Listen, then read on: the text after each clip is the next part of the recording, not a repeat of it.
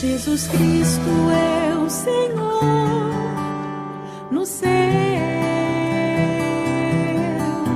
na terra. Hermanos, como hemos estado diciendo, comenzamos nuestro estudio sobre historia de la iglesia. Esta es una serie bien diferente a lo que hemos estado acostumbrados regularmente los domingos, pero como hemos visto en las dos introducciones, creemos que es una serie sumamente importante. Entonces, como decíamos, vamos a usar las cartas de Apocalipsis 2 y 3, usándolas como palabras proféticas en relación a 7 periodos de la historia de la iglesia. Hoy vamos a situarnos históricamente donde se escribió Apocalipsis. Yo creo que es justo que si vamos a hablar de la historia de la iglesia y de las cosas que iban a comenzar a suceder pronto, como dice ahí en el verso 1, porque la manifestación de Jesucristo a sus siervos era ¿para qué? Para mostrarles las cosas que deberían suceder.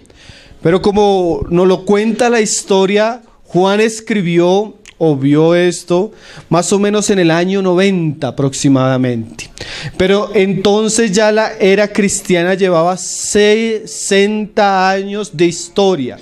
Entonces lo que vamos a hacer hoy rápidamente es hacer un breve recuento de la historia de la era de los apóstoles, o sea, lo que conocemos como la era primitiva, el tiempo de la era apostólica y la iglesia primitiva, que más o menos es desde la resurrección de nuestro Señor Jesucristo, aproximadamente en el año 30 hasta el año 100.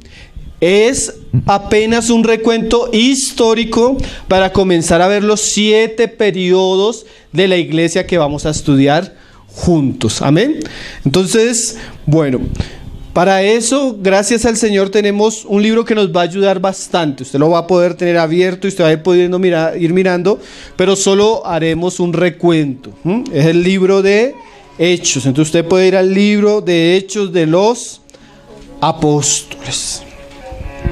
Entonces, para estudiar este periodo, el periodo de los apóstoles, lo podemos dividir en 3 secciones. Yo lo he dividido en 3 secciones para que sea un poco más claro nuestro estudio. Sería bueno para las personas que tienen interés, para las personas que quieren consultar, para las personas que quieren leer, que tomen apuntes. Esta es una serie que, como vamos a dar muchos datos, vamos a hablar muchos nombres, sería bueno que usted tenga su cuaderno, que usted apunte, para que el asunto no caiga al aire y se nos olvide, sino que podamos guardarlo en nuestra mente, en nuestro corazón y estémoslo meditando.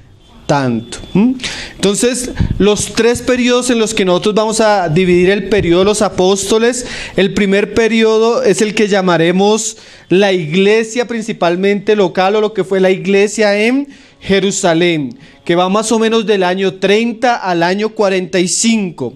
Después hablaremos del periodo de la expansión misionera que vivió la iglesia en ese tiempo, aproximadamente del año 45 al año 68, teniendo como principal personaje el apóstol Pablo.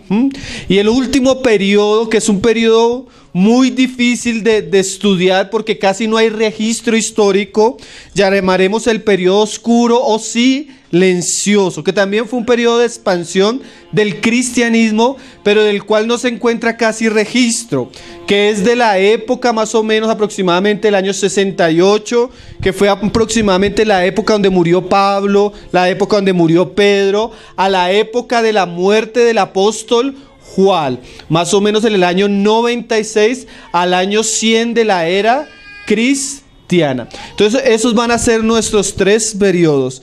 Las reuniones pasadas y las enseñanzas pasadas, como eran introducciones, fueron muy cortas, pero ya de ahora en adelante nuestro estudio de la palabra se vuelve un poco más amplio. Entonces vamos a ir a Hechos de los Apóstoles, capítulo 1.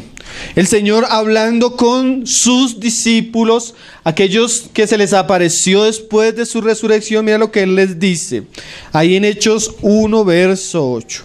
Cuando ellos preguntan acerca de los tiempos de Israel, el Señor les dice lo siguiente: pero recibiréis poder cuando haya venido sobre vosotros el Espíritu Santo, y me seréis testigos en Jerusalén, en toda Judea, en Samaria y hasta lo último de la tierra. Entonces podemos decir claramente que el comienzo de la iglesia fue el día de Pentecostés.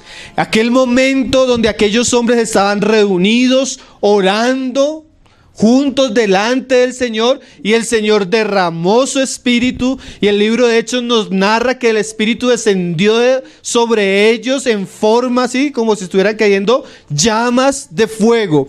Y estos hombres llenos del Espíritu comenzaron a hablar en lenguas. Pero fue un momento bien crucial porque había venido a Jerusalén gente de todas las naciones, judíos y prosélitos, personas que acostumbraban a practicar el judaísmo, se reunían en esta época para la celebración de las fiestas, especialmente la fiesta del Pentecostés. Y estos hombres comienzan a orar y a hablar en varios idiomas, y eso causó un impacto sobre aquellos que venían y sabían que ellos no conocían el idioma y que lo que hablaban glorificando a Dios era en un idioma que no conocían.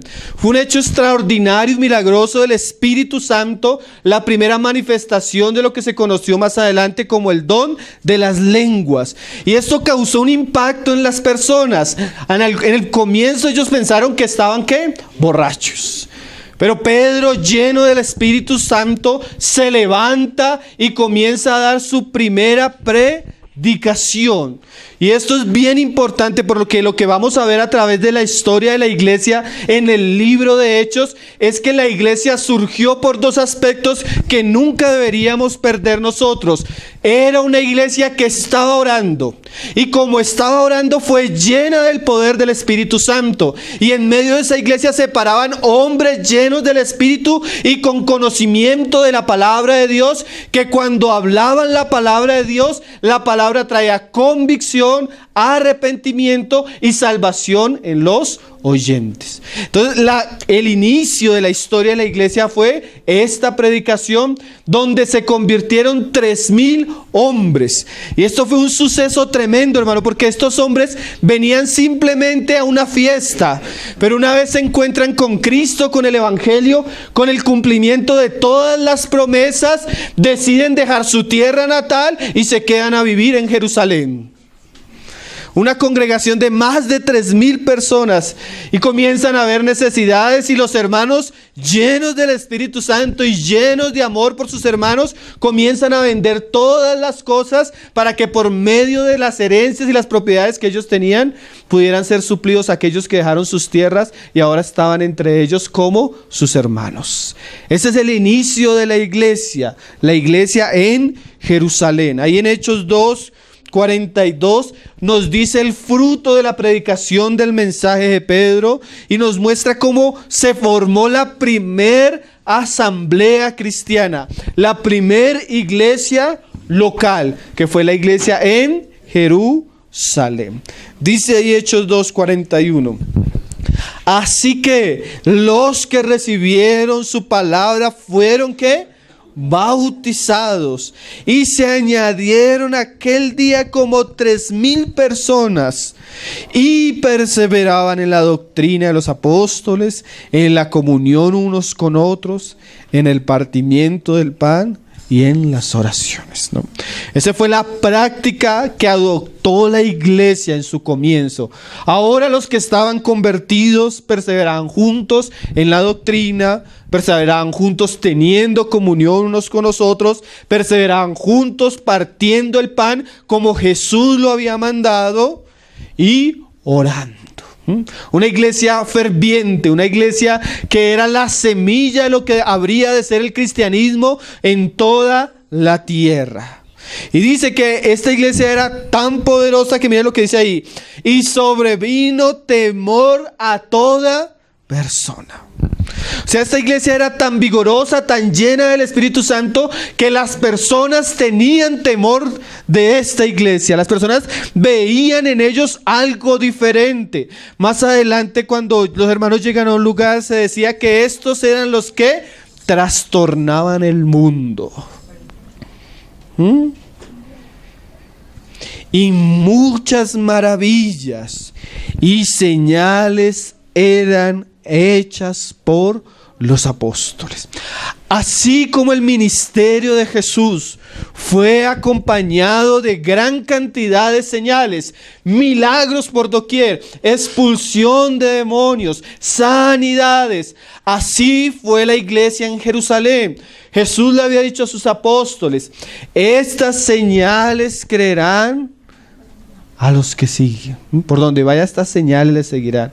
Impondrán manos y sanarán los enfermos, expulsarán demonios, comerán cosas mortíferas y no les hará daño. Es más, Jesús habló de que ellos harían mayores cosas que las que Él hizo. Y cuanto Jesús dijo, se cumplió, hermano.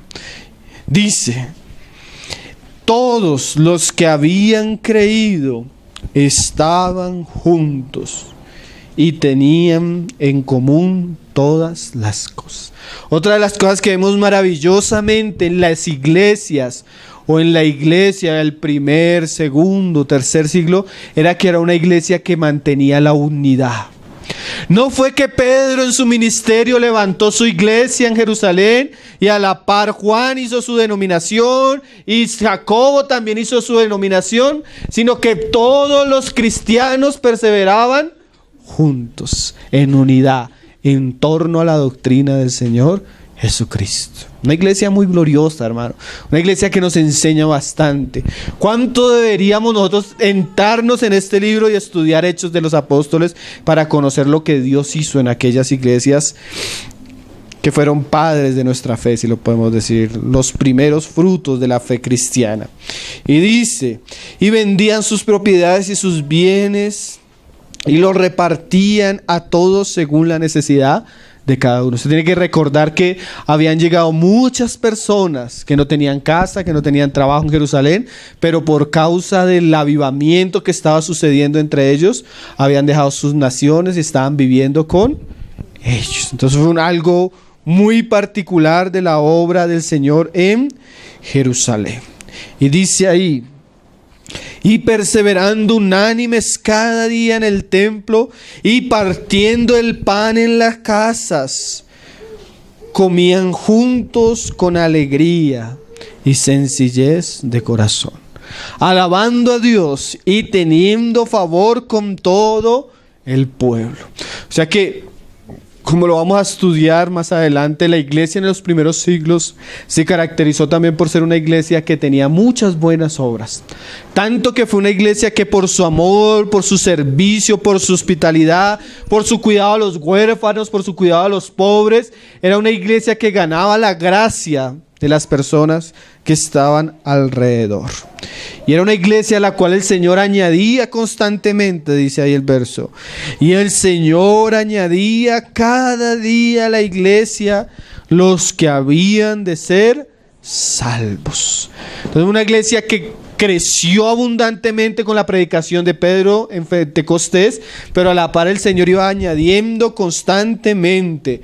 Ahí en el capítulo 3 vemos la situación cuando Pedro y Juan suben juntos a la hora de la oración al templo. Un cojo ahí en el templo les pide que le dé dinero y Pedro le dice: no tengo oro ni plata, pero lo que tengo te doy, sé sano en el nombre del Señor Jesucristo.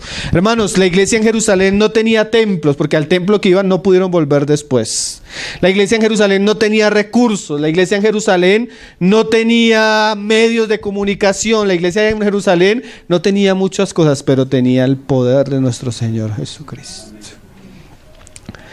El Señor nos ayude, hermano, el Señor nos ayuda a estar como Pedro y Juan, juntos orando, juntos perseverando, juntos buscando el poder y la llenura del Señor. Porque aunque no tengamos oro, ni plata, ni templos, podamos ser personas llenas del Espíritu. Que podamos hablar en nombre de Jesús y nuestra palabra sea acompañada de que Dios haga cosas maravillosas en la vida de las personas. Amén. Esa era la iglesia en Jerusalén. Ahí en el 4, verso 4, porque se acuerdan que el cojo se sanó y eso Dios lo usó como una puerta para predicar el evangelio.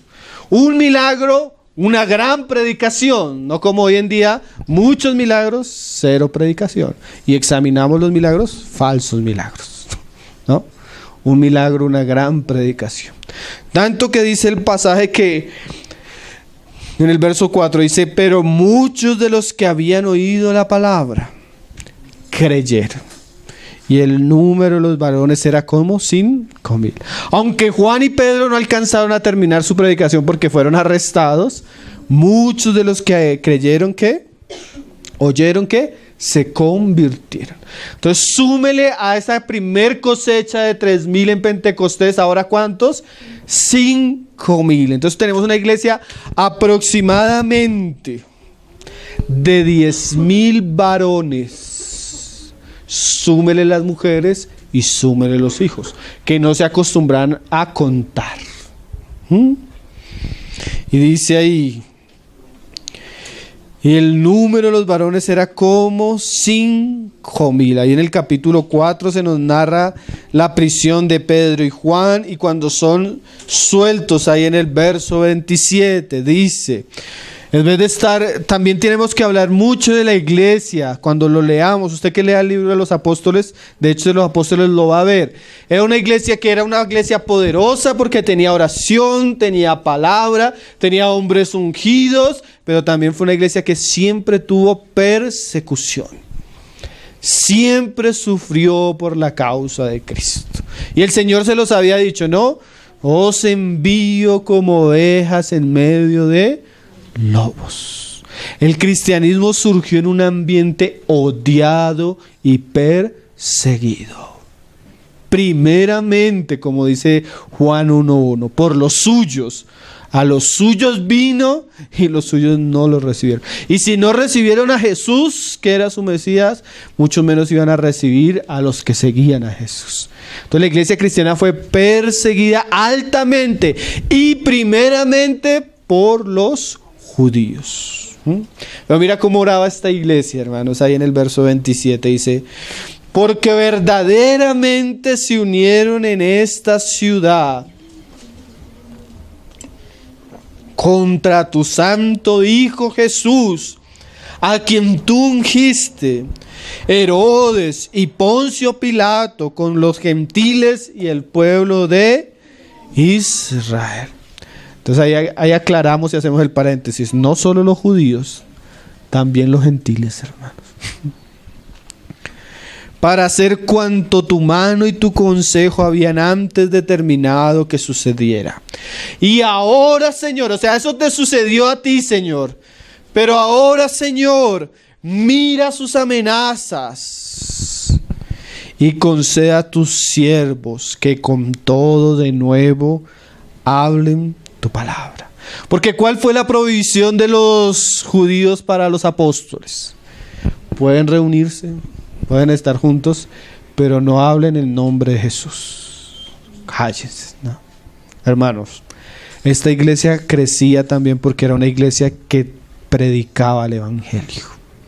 Y eso son cosas que nosotros debemos saber. Nunca vamos a tener efecto en este mundo si no oramos. Nunca vamos a tener efecto si no nos reunimos y perseveramos juntos y mantenemos unidad. Nunca vamos a tener efecto si no somos sanos en cuanto a la doctrina. Y cuarto, nunca vamos a tener efecto si no predicamos lo que oímos. Si nosotros queremos crecer genuinamente, necesitamos dedicarnos a la unidad, a la oración, a la comunión y también a la proclamación del evangelio. Amén, hermano. Así donde el Señor lo puso a usted, en su trabajo, en su familia. El Señor quiere que usted sea testigo. No necesitamos hacer obras de teatro, no necesitamos hacer conciertos de música, no necesitamos poner películas. Dios nos escogió a nosotros para que fuéramos testigos hasta lo último de la tierra. Fue la manera como la iglesia creció, se formó y avanzó. No como el cristianismo de nuestros días, que parece más un circo. Y ya el circo existía y el teatro existía, hermanos, en esta época, ¿no?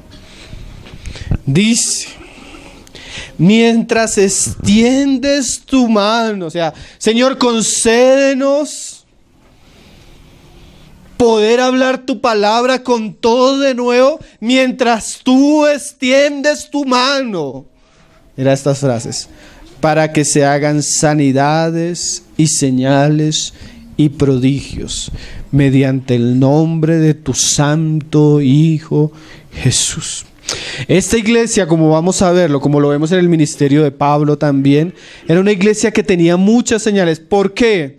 Es claro y es evidente que Dios tenía que acreditar a estos hombres que comenzaban una nueva, si lo podemos decir, una nueva línea religiosa, una nueva doctrina. Y la única manera de que las personas se dieran cuenta que lo que estos hombres predicaban y enseñaban era de Dios, era que lo que ellos predicaran fuera acompañado o rodeado con una gran cantidad de señales. Ellos iban a un mundo donde existían miles de dioses paganos, miles de filosofías. Y Dios acreditaba su evangelio por medio de señales y prodigios mediante el nombre del Señor Jesús. Cuando hubieron orado, el lugar en que ellos estaban congregados tembló y todos fueron llenos del Espíritu Santo y hablaban con denuedo la palabra de Dios. Iglesia que ora, iglesia llena del Espíritu Santo, iglesia que habla la palabra de Dios. Ahí en el 5:12, tanto era que mira lo que dice Lucas. Y por la mano de los apóstoles se hacían muchas señales y prodigios en el pueblo. Y estaban todos unánimes en el pórtico de Salomón. De los demás, ninguno se atrevía a juntarse con ellos, mas el pueblo los alababa grandemente. Imagínate el avivamiento en Jerusalén, porque Jerusalén era una ciudad pequeña, hermano, y el impacto que estaban teniendo estos judíos cristianos sobre las demás personas era sobresaliente. Y los que creían en el Señor aumentaban más. O sea que si ahorita íbamos en 10,000, eso del asunto crecía y crecía y crecía. Gran número así de hombres como de mujeres. Tanto que sacaban los enfermos a las calles, mira esto, y los ponían en camas y lechos. Imagínate, iba Pedro para la reunión y ya la gente sabía que Pedro iba para la reunión. Y en el camino a la reunión le ponían los enfermos. Y Pedro sin orar, mira lo que dice la Escritura. Para que al pasar Pedro, a lo menos su sombra cayese sobre algunos de ellos. Y aún de las ciudades vecinas muchos venían a Jerusalén, trayendo enfermos y atormentados de espíritus inmundos, y todos eran, ¿qué? Sanados. Una iglesia poderosa, una iglesia que crece, pero a la vez una iglesia que sigue siendo perseguida, dice. Entonces, levantándose el sumo sacerdote y todos los que estaban con él, esto de la secta de los saduceos, se llenaron de celos y echaron manos a los apóstoles y los pusieron en la cárcel pública. Mas un ángel del Señor les dijo, abriendo de noche las puertas de la cárcel y sacándoles, dijo: id y puestos en pie en el templo, anunciad al pueblo todas las palabras de esta vida, como Jesús lo había dicho. Y las puertas del Hades, ¿qué? No prevalecerán contra la iglesia. Mientras unos los metían a la cárcel, el ángel de Jehová los sacaba por el otro lado. Era una iglesia que se sobreponía a la persecución y era una iglesia que tenía victoria sobre la persecución. Además de otros hechos importantes, un punto crucial para la iglesia en Jerusalén y para las siguientes iglesias que iban a ser fundadas fue la muerte del diácono Esteban, narrada ahí en el capítulo 7, que nos dice el capítulo 8, verso 1, que fue consentida por el que llegaría a ser el apóstol Pablo, llamado en este momento Saulo de Tarso. ¿Por qué fue tan importante para la historia de la iglesia la muerte de Esteban? Porque a raíz de la persecución que se levantó después de la muerte de Esteban, todos los que habían creído, o sea, la iglesia en Jerusalén fue esparcida. Los únicos que nos dice la escritura que quedaron en Jerusalén después de este evento fueron los 12 apóstoles. Entonces el evangelio, como dice ahí en Hechos 8, desde el 4 hasta el verso 25, llegó a Samaria. En el 26 en adelante llegó a un etíope por medio del ministerio de Felipe.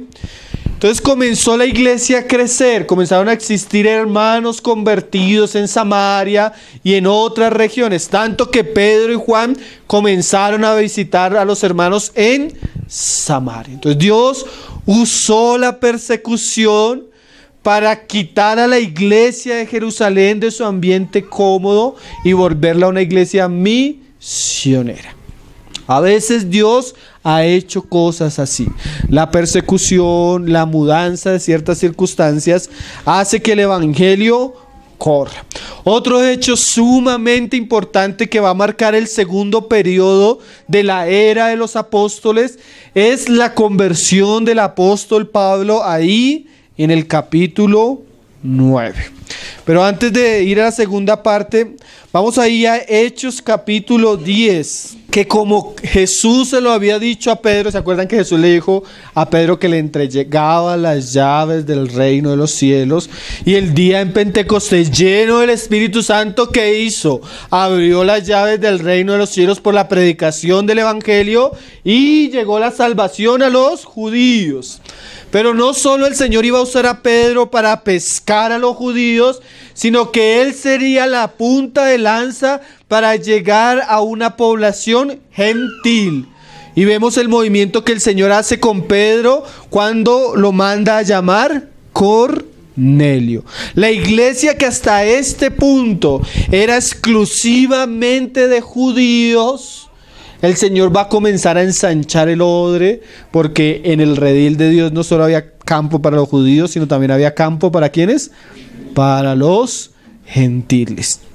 Entonces ahí en Hechos 10, verso 44, se nos narra lo que sucedió. Todos conocemos la historia, ¿no? Pedro está en Jope, Pedro está haciendo un viaje misionero visitando la ciudad de Lida, después visitó Jope. ¿Se acuerdan que allí sanó a una mujer que Talita Cumi? ¿Se conocen la historia? Y estando allí en la casa de un Simón curtidor, en la terraza, Pedro tiene una visión. Desciende un lienzo de los cielos y en el lienzo vienen varios animales inmundos. Y una voz que le dice: Pedro, mata y come. Y Pedro dice: no, yo nunca he comido cosa inmunda. Y la voz le dice: mira, lo que yo santifiqué, no lo llames inmundo.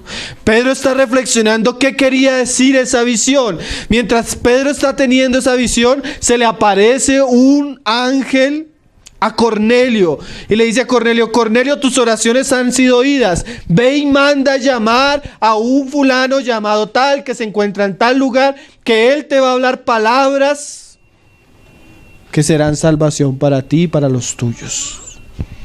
¿Qué estaba haciendo Dios? Abriendo la puerta del reino de los cielos para los gentiles. Manda a llamar, Pedro llega con toda una indisposición por su cultura judía, por su celo natural como nación. Ellos consideraban a los gentiles goín, como animales, no se juntaban con ellos, no entraban a sus casas, no comían con ellos. Y como vamos a estudiar más adelante, ese fue uno de los problemas que tuvo la iglesia en el primer siglo, esa transición del judaísmo al cristianismo, de Jesús al evangelio. Fue difícil, causó problemas, causó divisiones, causó que algunos cristianos, en vez de caer en el terreno del nuevo pacto, volvieran al antiguo pacto. Son cosas que sucedieron en el primer, segundo siglo. Entonces Pedro llega ahí a la casa de Cornelio, predica, y ahí en el verso 44 dice: mientras aún hablaba Pedro todas estas cosas, ¿qué pasó? El Espíritu Santo cayó sobre todos los que oían, ¿qué? El discurso. lo que yo santifiqué, no lo llames inmundo. Yo creo que ahí Pedro comenzó a entender la visión. ¿De qué se trataba la visión? De que lo que para ellos era inmundo, los gentiles, también habrían de ser parte de la iglesia de Jesucristo, santificados con el mismo espíritu que habían recibido los creyentes en Jerusalén y los judíos. Por eso las escrituras dicen así: porque todos fuimos bautizados ¿con qué? Con un mismo espíritu, tanto judíos como gentiles. Y dice, y los fieles de la circuncisión que habían venido con Pedro se quedaron atónitos. Yo no sé qué expectativa tendrían ellos estando allá. Yo no sé si ellos esperaban de pronto que... No sé, hermano, pero cuando comenzaron a ver que el Espíritu Santo comenzó a salvar a los gentiles, quedaron sin palabras. O sea, miren, esto es interesante, hermano. Si fuera por Pedro y la iglesia en Jerusalén, el cristianismo nunca hubiera salido de Israel, hermano. Tremendo, ¿no? No hubiera salido. Por voluntad de ellos hubieran sido solo la iglesia del Señor. Pero el Señor había dicho, no, tengo otras ovejas que no son de este rey, y a ellas también Y aquí que vemos, en realidad Hechos no es Hechos de los apóstoles, en realidad son los hechos del Espíritu Santo. A pesar a veces de los apóstoles, que Pedro no quería, ni los que estaban con él. Pero cuando vieron cómo el Espíritu Santo cayó sobre estos hombres, quedaron ¿qué? Atónitos. De que también sobre los gentiles se derramase el don del Espíritu Santo. Porque los oían que hablaban en lenguas y magnificaban a Dios. Entonces respondió Pedro: ¿puede acaso alguno impedir el agua? Para que no sean bautizados estos que han recibido el Espíritu Santo también como nosotros. O sea, si Dios de la misma manera que nos salvó a nosotros, el mismo Espíritu que nos dio a nosotros, lo está dando a los gentiles, ahora nosotros podemos impedir.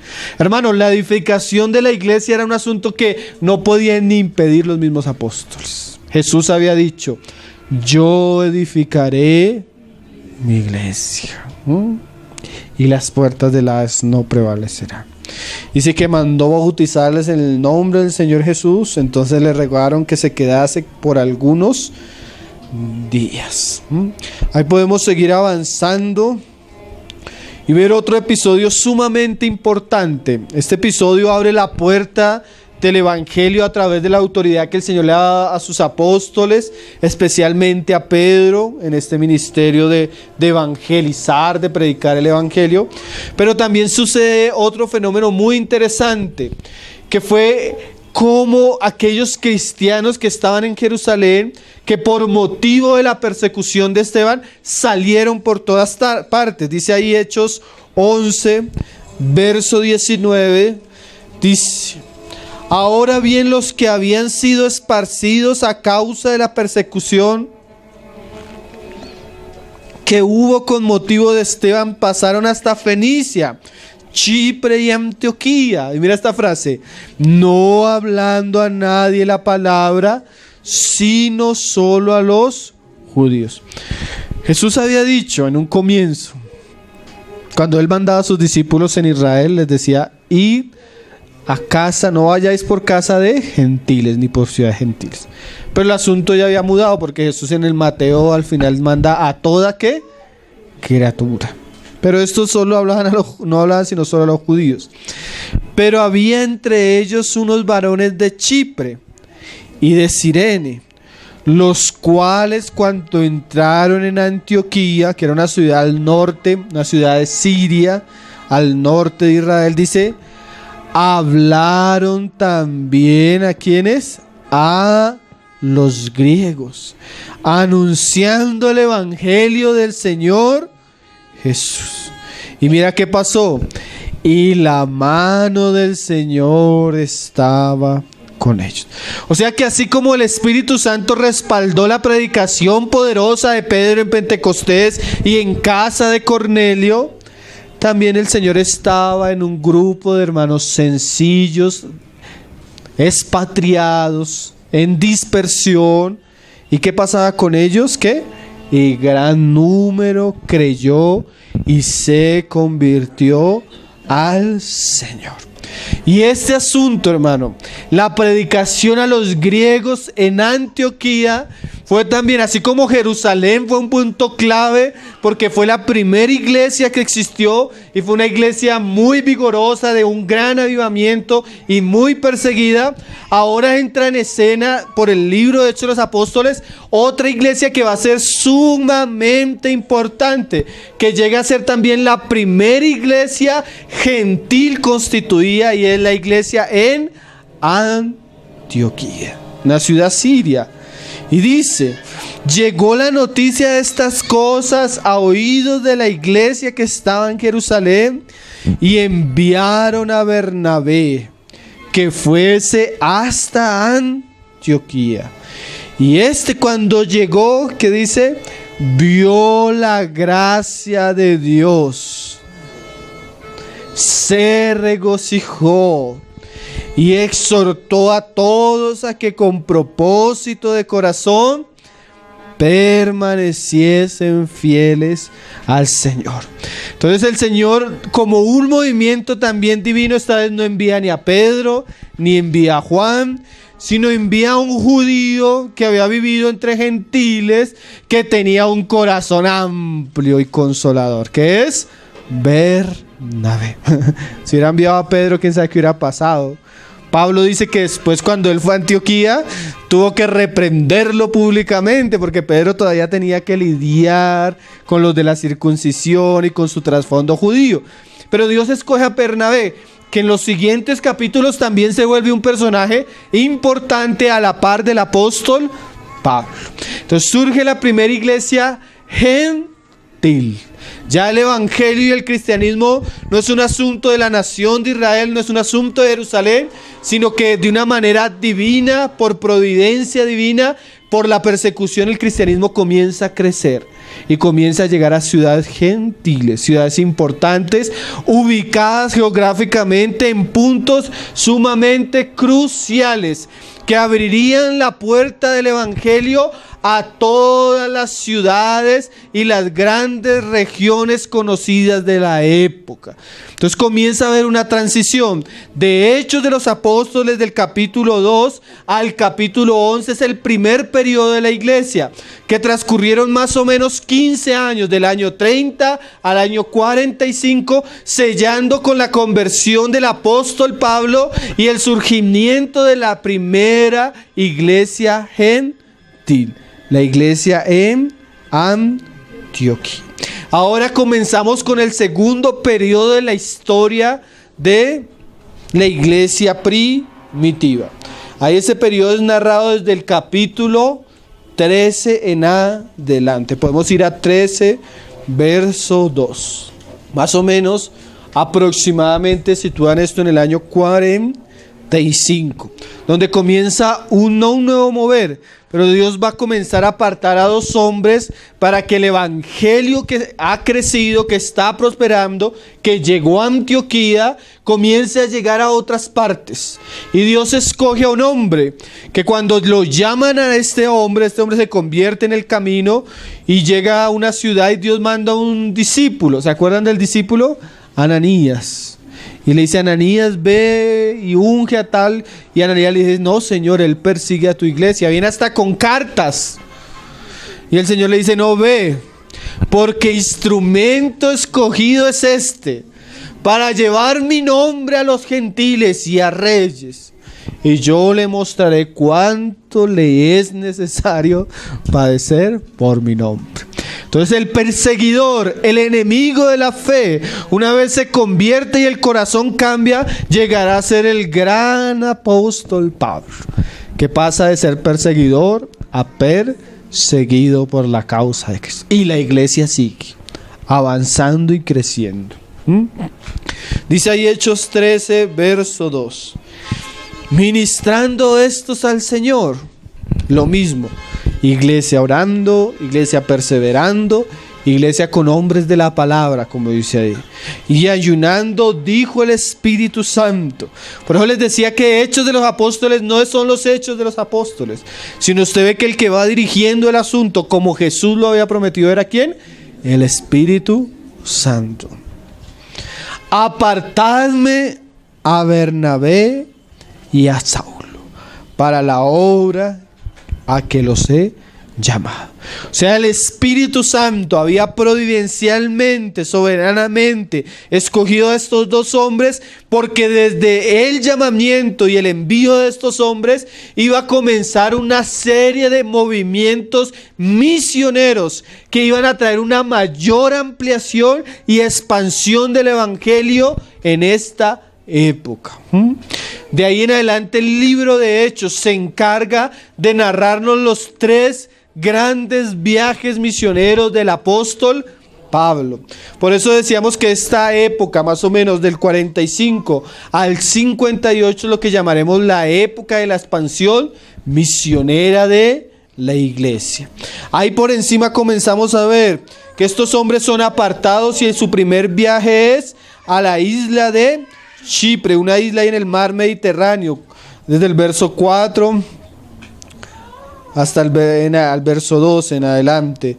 Después Pablo pasa y llega a evangelizar en la sinagoga de Antioquía de Pisidia, una región en Asia Menor. Después pasa a Iconio, que era una ciudad también de Asia Menor, y de ahí pasa a evangelizar en Listra y Derbe, ciudades de Licaonia, comenzando a cumplirse lo que Dios le había dicho: este hombre será ¿qué?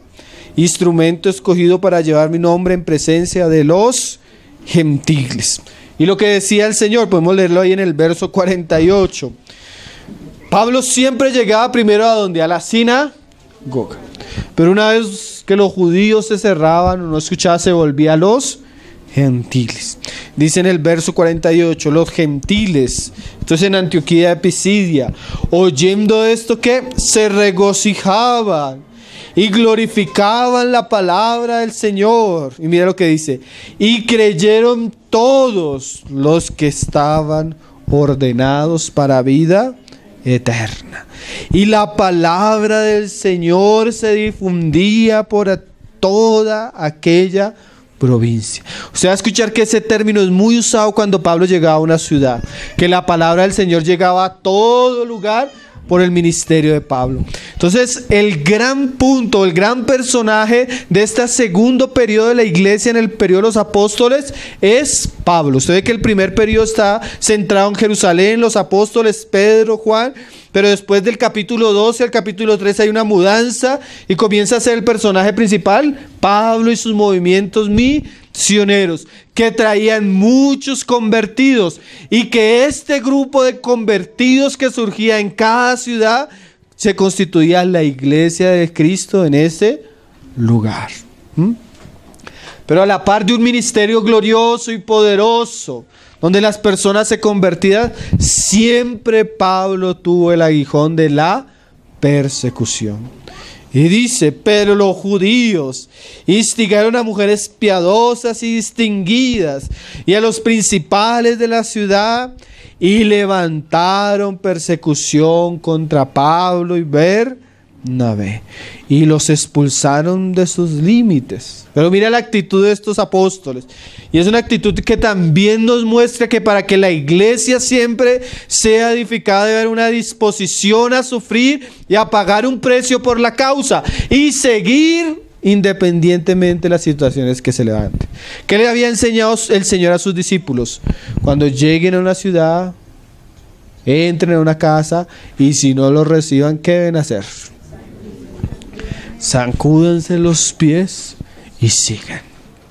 Porque, hermano, a pesar de la incredulidad, la persecución, la dureza y algunos problemas que tuvo la iglesia, fue un cristianismo que creció y avanzó, porque estos hombres eran pacientes, ¿Se acuerda la palabra de Apocalipsis? Has guardado la palabra de mi paciencia. ¿Qué es la palabra de la paciencia? Tener la capacidad de estar bajo situaciones de sufrimiento y seguir. Y eso nos estimula, hermano, porque ciertamente si nosotros queremos algo genuino entre nosotros, eso va a tener que ser pasado por el fuego y por el agua. Nosotros no queremos tener un cristianismo barato, hermano. Nosotros no queremos seguir con cristianos simples, tibios, superficiales, que nos visitan por ahí cada mes. Nuestro deseo es que Dios levante hombres y mujeres dispuestos a sufrir por el asunto. Si tuviéramos que sacudir los pies e irnos para otro lado, no tenemos problema, hermano. Pero nuestro deseo es que la iglesia prospere de una manera verdadera. Con usted, conmigo, sin usted y sin mí. Porque la obra de Dios creció a pesar del pecado, a pesar de la hostilidad y a veces a pesar de la rebeldía de los mismos cristianos, ¿no? Porque es la obra del Espíritu Santo.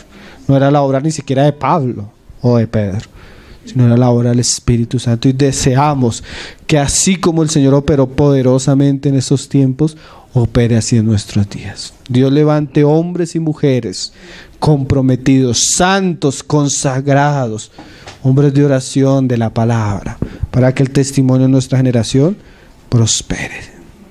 ¿Qué hicieron ellos? Sacudiéndose contra ellos el polvo de sus pies, llegaron a Iconio.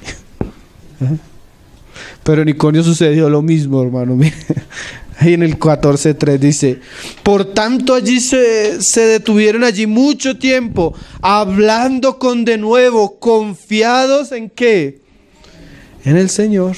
No era ni la misión, no era ni siquiera la gracia que Pablo tenía, sino su confianza estaba en él. Señor, yo ahorita en la cena y cuando cantábamos, hermanos, yo pensaba, lo que nos sostiene es que el que murió resucitó y está en el cielo, hermanos. Esa es nuestra esperanza.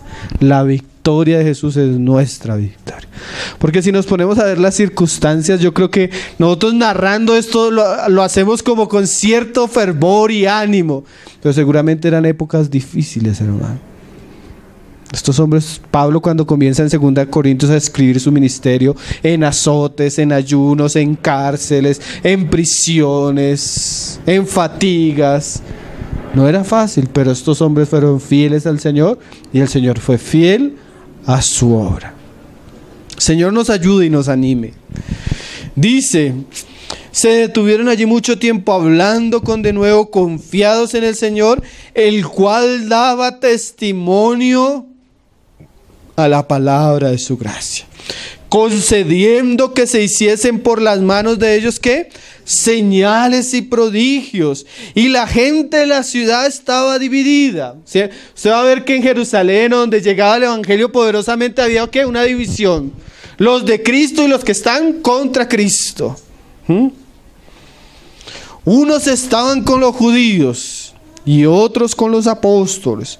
Pero cuando los judíos y los gentiles, juntamente con sus gobernantes, se lanzaron a afrentarlos y a apedrearlos, habiendo sabido, huyeron a Listra y a Derbe, ciudades de Licaonia, y a toda la región circunvecina, y allí predicaban el evangelio. Un movimiento misionero bien perseguido pero poderoso, con señales, con convertidos. Y llegaron a Listra, dice, y llegaron a Listra, pero la suerte tampoco fue diferente en Listra, hermanos. Era ciudad tras ciudad. Dice, pareciera que Dios no quería que Pablo se estableciera mucho tiempo en este primer viaje, porque cuando el asunto como que estaba cuajando, venía ¿qué? La persecución. Pero la persecución ¿qué hacía? Que Pablo saliera a otra ciudad y que otra ciudad escuchara el evangelio y otros convertidos surgieran en ese evangelio. Dice ahí en el 18 del mismo 14: y diciendo estas cosas, porque hizo un milagro y querían ofrecerle sacrificios, ¿recuerdan? Dice, difícilmente lograron impedir que la multitud les ofreciera sacrificio. Entonces vinieron los judíos de Antioquía y de Iconio, que persuadieron a la multitud y habiendo apedreado a Pablo, le arrastraron fuera de la ciudad, pensando que estaba muerto. En la ciudad anterior, Dios no dejó que lo apedrearan. Apenas supieron que lo iban a apedrear, pudieron salir. En esta sí no se salvó. Y lo sacaron como un perro muerto afuera de la ciudad. Algunos hermanos dicen que aquí fue cuando tuvo la visión del tercer cielo. Ahí no dice nada la palabra, pero como perro muerto. Pero mira lo que dice. Pero rodeándole los discípulos, se levantó y entró en la ciudad. Y al siguiente día salió con Bernabé para... Pero imagínese a Pablo con... ¿Alguna vez has visto una persona apedreada? Sangre, heridas. Pero se levantó y ¿qué? Siguió.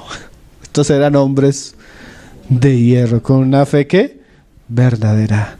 Fruto del sacrificio y los sufrimientos de estos hermanos es que la iglesia prosperó en este siglo. Dice que ahí volvieron a Antioquía, pasaron por todas las ciudades, más adelante dice exhortando a los discípulos y regresaron a Antioquía de Siria. Ese es el primer viaje misionero del apóstol Pablo, hasta el capítulo 14. Después hay otro evento muy sumamente importante que es el Concilio de Jerusalén. Porque como las iglesias gentiles comienzan a aumentar, como los gentiles comienzan a convertirse, comenzaron a salir de Jerusalén unos hermanos que no entendían bien el evangelio y comenzaron a llevar a los gentiles ¿a qué?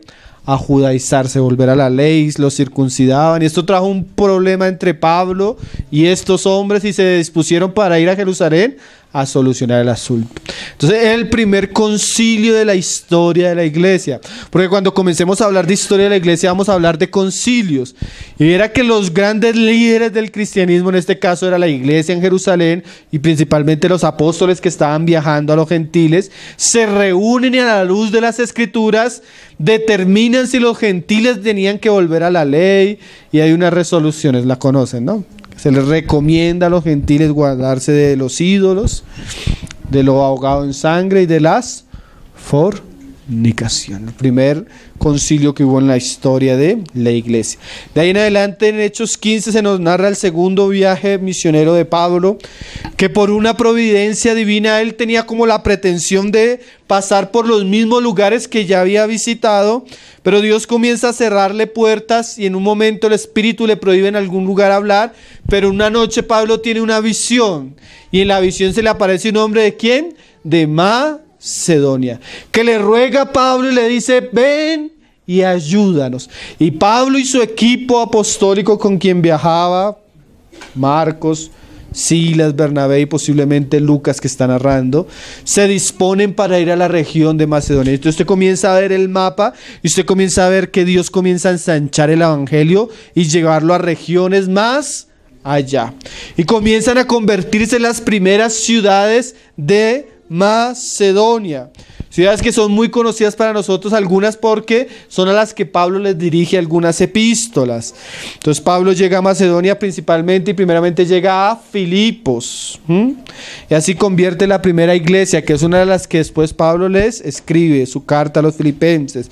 Después pasa a Tesalónica, después pasa a Berea y después pasa a la ciudad principal de Grecia, que es Atenas. Todo eso está siendo narrado en el libro de Hechos 16, Hechos 17.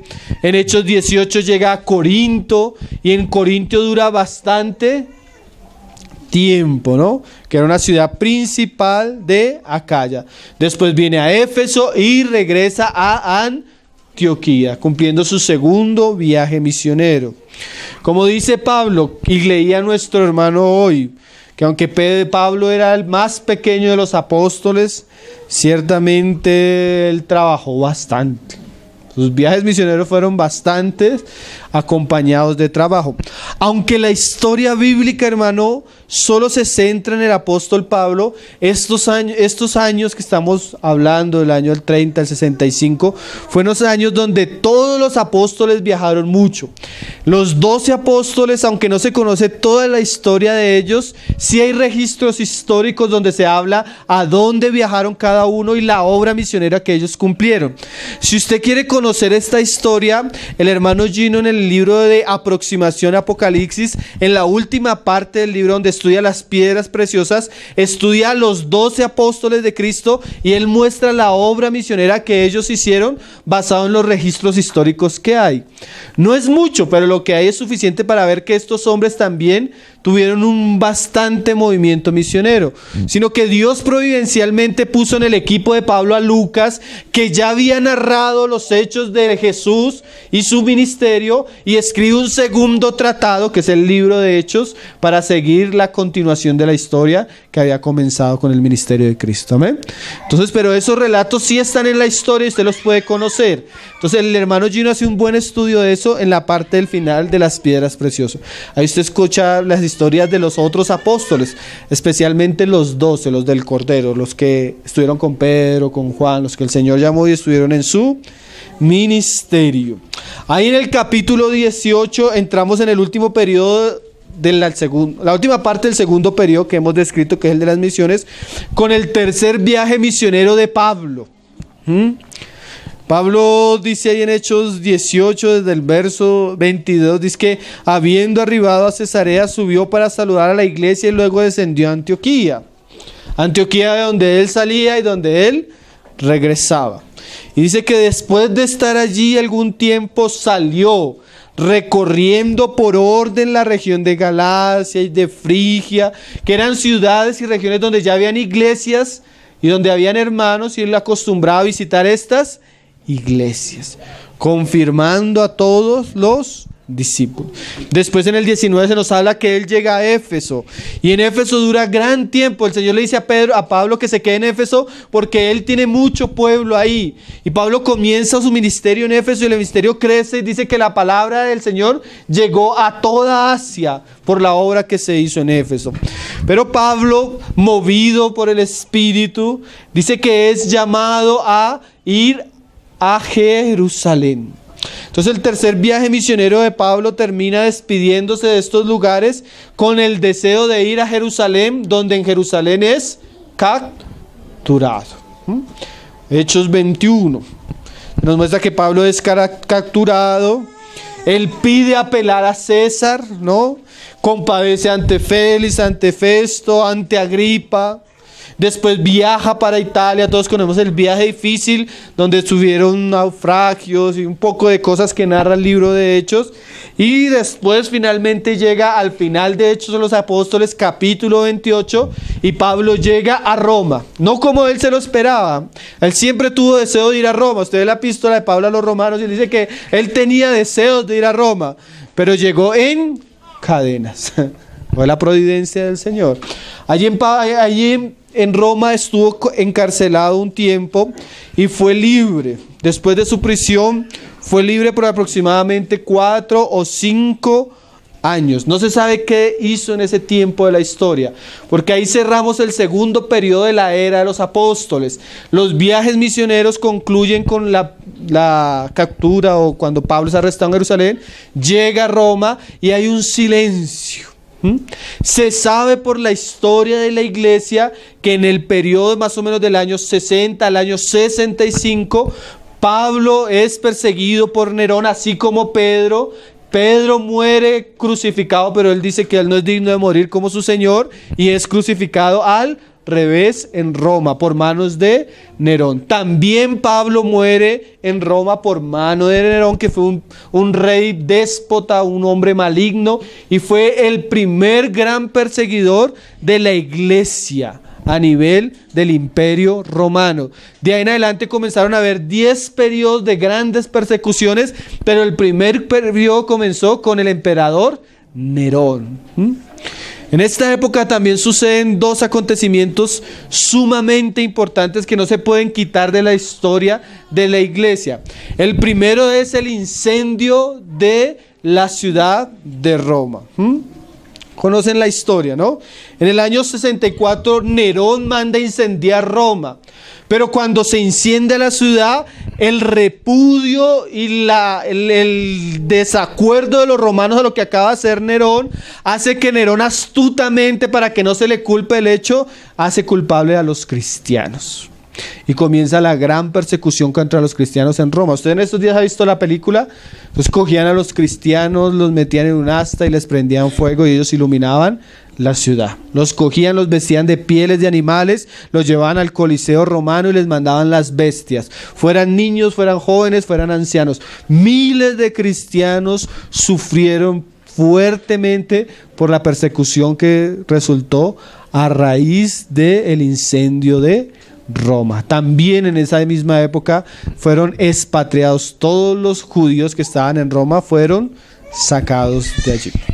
Ahora, otro hecho sumamente importante es el hecho de Santiago en Jerusalén. Ahí en el libro de Gálatas 2, verso 9, se nos habla que en la iglesia en Jerusalén habían 3 columnas principales, 3 hermanos preeminentes. Dice ahí Pablo, ahí en Gálatas 2, verso 9, dice que reconociendo la gracia que me había dado cuando él subió a Jerusalén, Jacobo, Cefas y Juan, que eran considerados como columnas, nos dieron a mí y a Bernabé la diestra de compañerismo en señal, para que nosotros fuésemos a los gentiles y ellos a la circuncisión.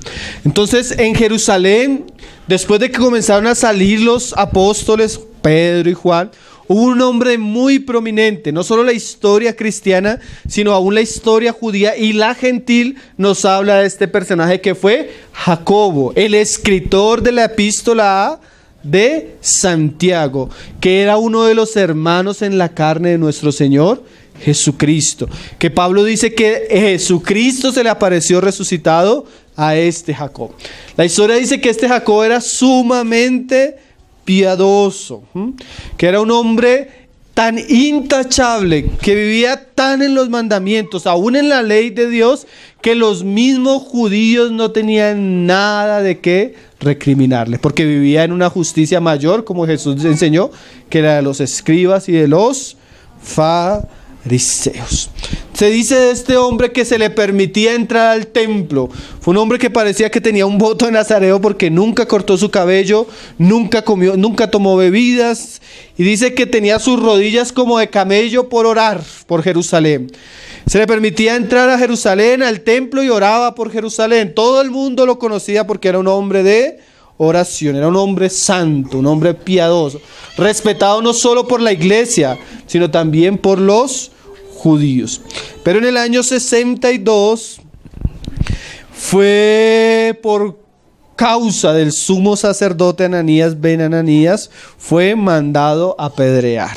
Clemente de Alejandría dice que Santiago fue arrojado desde el pináculo del templo y fue golpeado hasta la muerte con un mazo. Hegesipo relata que los escribas y los fariseos colocaron a Santiago en el pináculo, lo arrojaron y como vieron que no murió, comenzaron a apedrearlo. Y como no tuvo muerte, uno de ellos cogió un batanero o un mazo y lo golpeó bruscamente en la cabeza hasta que lo asesinó. Santiago, ¿por qué narramos este hecho? Porque muchos han visto la persecución de Santiago como la puerta que abrió la destrucción de Jerusalén. Una vez Santiago murió y dejó de interceder Jerusalén, Jerusalén se levanta en rebelión contra Roma y viene Roma contra Jerusalén a cumplir una de las palabras que Jesús había dicho. Vamos a leerlo ahí en los evangelios, ahí en Mateo 23, verso 37. Mateo 23, verso 37 dice Jesús: Jerusalén, Jerusalén, que matas a los profetas y apedreas a los que te son enviados. Eso se cumplió, hermano. Antes, con Jesús, Jacobo también había sido el primer apóstol de los muertos, el hermano de Juan. Y dice: ¿cuántas veces quise juntar a tus hijos como la gallina junta sus polluelos debajo de sus alas. ¿Y qué? Y no quisiste. He aquí vuestra casa os será dejada desierta. Año 70, hermano. Jerusalén quedó. Una vez iban los discípulos y le decían: Señor, mira el templo. Jesús les dijo: esto que ves no quedará piedra sobre. Y eso se cumplió en el año 70. Vespasiano, como general del ejército de Roma, vino, sitió Jerusalén, fue llamado, pero su hijo Tito llevó a cabo la barbarie. Miles de judíos murieron. Lucas 21, verso 20 también habla de ese suceso.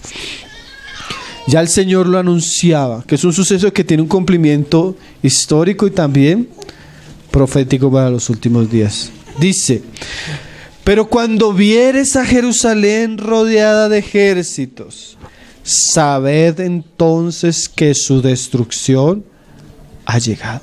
Y los cristianos que conocían esto, hermano, vieron a Jerusalén sitiada y salieron. Y muchos se salvaron. Muchos se salvaron. Entonces los que estén en Judea huyan a los montes, y los que estén en medio de ella váyanse, y los que estén en los campos no entren a ella, porque estos son días de retribución. O sea, lo que ellos hicieron con los apóstoles, lo que ellos hicieron con la iglesia, y en esa época lo que hicieron con Santiago, vino en retribución, para que se cumplan todas las cosas que están escritas. Mas hay de las que están en cinta y de las que crían en aquellos días. Hermano, fueron sitiados y comenzaron a morir de hambre, y del desespero mataban las criaturas y se las comían. Cuando Jesús decía: ay de las que y las que tienen, se mataban entre ellos porque ya desesperados, en facciones dentro de la ciudad. Una cosa horrible. Porque habrá gran calamidad en la tierra e ira sobre este pueblo. O sea que así como el Señor usó en los tiempos antiguos a Babilonia para tratar con Israel y otras naciones, el mismo Señor en su ira usó a Roma para tratar la necedad de un pueblo que rebelde y obstinado como lo fue la nación de Israel. Y caerán a filo de espada y serán llevados cautivos a todas las naciones. Y Jerusalén será hollada ¿por quiénes? Por los gentiles. Pero gracias a Dios hay un asta, que ya se cumplió ese asta en el año 48, 1948, hasta que los tiempos de los gentiles se cumplan. Entonces, después de este año, hermano, y de la destrucción de Jerusalén, del templo, toda raíz o vínculo del cristianismo con Israel se cortó. Principalmente y mayormente la iglesia llegó a ser iglesia gentil, con judíos, pero especialmente en las naciones de la tierra. Y estos hechos cierran el segundo periodo, como decíamos, y comienza el tercer periodo de la era de los apóstoles, que nosotros llamaremos, por algunas historiadores lo han llamado así, el periodo sombrío. ¿Por qué? Que va del año 68 al año 100, que fue una época donde no se conoce prácticamente nada que sucedió. No sabemos en esa época qué pasó con Tito, Timoteo, no sabemos qué hizo Juan, no sabemos qué hicieron los que sobrevivieron. Los siguientes datos históricos comienzan a surgir del año 120 de la era cristiana por los conocidos padres de la iglesia cristiana. El único dato que nos lo da el mismo apóstol donde comenzamos, ahí en Apocalipsis 1, verso 9. Que es un dato clárico y también que se puede comprobar históricamente.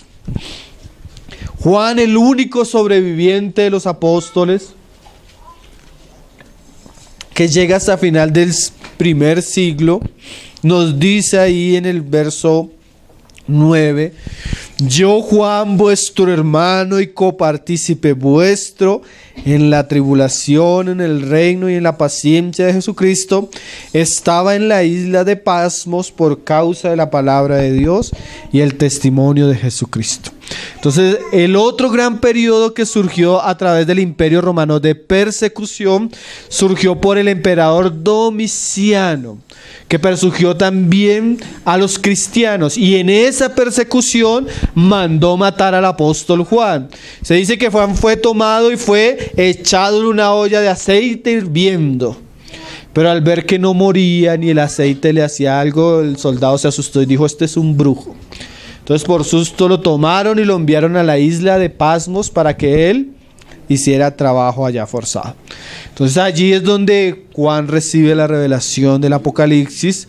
Después de la muerte de Domiciano, el nuevo emperador dicta un decreto y todos los presos políticos que estaban en Pasmos salen libres. Entre esos sale Juan. Él vuelve a la ciudad de Éfeso y allí escribe sus últimos escritos, que son el Evangelio y las 3 epístolas de Juan. Para este periodo, todos los escritos del Nuevo Testamento ya habían sido escritos. La iglesia creció bastante. La iglesia ya tenía, además de la tradición, en la iglesia ya circulaban los escritos de los apóstoles. Y bueno, muere el último representante de la fe. Entonces, terminamos con una cita de un hermano. Él llega a decir esto: a principios del siglo II se habían fundado iglesias en todos los países y en casi toda ciudad. Desde el Tíber hasta el Éufrates, desde el Mar Negro hasta el norte de África. Se cree que se extendía hasta España y Gran Bretaña en el occidente. Sus miembros ascendían a muchos millones. La bien conocida carta de Plinio el emperador Trajano, escribida alrededor del año 112 después de Cristo, declara que en las provincias de Asia Menor, al margen del Mar Negro, los templos de los dioses estaban casi abandonados y los cristianos eran en todas las partes una gran multitud. Es increíble, hermano, cómo un judío sin estudios, sin familia, sin escribir un libro, sin salir de su nación, cambió en un solo siglo todo un imperio con su mensaje. Ese judío fue Jesús, hermano, y sus seguidores. Entonces el cristianismo creció ampliamente. Ahora la iglesia se enfrenta a nuevos desafíos. Los apóstoles mueren. Los hombres preeminentes que conocieron a Cristo, que sirvieron a Cristo, parten. Las herejías, el gnosticismo, el judaísmo viene. Pero en esa época quedamos, ¿no? Primer siglo, la era de los apóstoles. Y en adelante vamos a comenzar a desarrollar los periodos de la iglesia. Amén, hermanos. El Señor nos ayude, nos anime para seguir en este estudio que yo creo que va a ser de mucha bendición para nosotros, para situarnos en el contexto histórico donde nosotros nos habituamos y conocer un poco la obra de la edificación de la iglesia de Cristo a través de los tiempos.